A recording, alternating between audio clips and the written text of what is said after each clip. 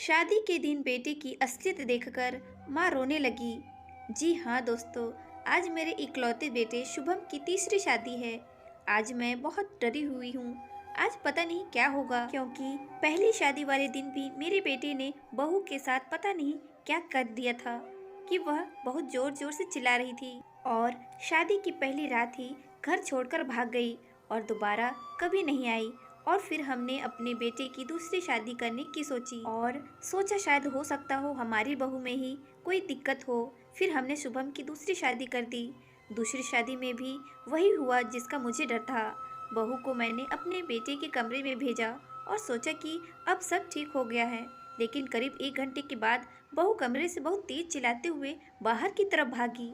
हम लोग उसकी चीखें सुनकर तुरंत बाहर वाले कमरे की तरफ दौड़े और देखा कि बहू बाहर जमीन पर गिर पड़ी है, बहुत तेज चिल्ला रही है और कुछ देर बाद ही वह बेहोश हो जाती है। हम सब लोग उसको हॉस्पिटल ले जाते हैं और फिर कई घंटे बाद उसको होश में आता है।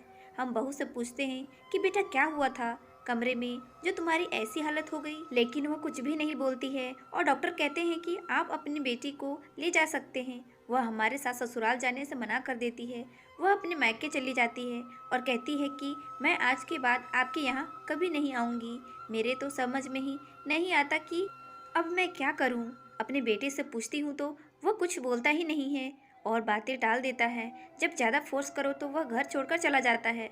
इसी रात से पर्दा उठाने के लिए आज मैं अपने बेटे की तीसरी शादी कर रही हूँ। मैं देखना चाहती हूँ कि आखिर उस कमरे में होता क्या है जो बहू दोबारा उस कमरे में जाने को तैयार नहीं होती है। आखिर मेरा बेटा उनके साथ करता क्या है। और मैंने अपनी तीसरी बहू को बड़ी मुश्किल से इस शादी के लिए मनाया है। मैंने उसे वादा किया है कि मैं तुमको कोई भी मुसीबत नहीं आने दूंगी। हम लोग बस देखना चाहते हैं कि आखिर वहाँ पर होता क्या है और जैसे ही कुछ गलत होगा हम लोग तुरंत ही तुमको बचा लेंगे। यह बातें सुनकर वह शादी के लिए मान गई है। शादी की सारी रस्में हो जाने के बाद मैंने अपनी बहू को अपने बेटे के कमरे में भेजा और मैं भी उस कमरे में चुपचाप एक कोने में छुप गई और इंतजार करने लगी कि कब मेरा बेटा आएगा। मैंने बाहर भी कई लोगों को खड़ा कर दिया था और कह दिया था जब मैं आवाज़ दूं तो तुरंत कमरे में चले आना। मेरा बेटा शुभम कमरे में आया और बहू पलंग पर बैठी थी। शुभम उसके बगल में ही बैठ गया। शुभम बहू से कहने लगा, तुमने यह शादी क्यों की? मुझे यह सब नहीं पसंद है। मैं बेटे और बहू पर नजर रखी थी। वह उनकी बातें सुन रही थी। शुभम धीरे धीरे बोलते बोलते एकदम से उसका रूप बदल गया। उसका यह रहस्य देखकर मैं एकदम परेशान हो गई और एकदम से चीखने लगी।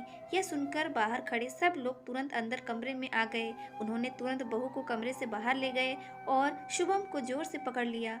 आज अपने बेटे का सच जानकर मैं बहुत शर्मिंदा हूँ। मैं फिर एक बड़े से डॉक्टर के पास गई और उनको उस रात की सारी बात बताई कि उस रात को जब मेरे बेटे ने बहू को देखा तो वह एकदम से गुस्सा हो गया था।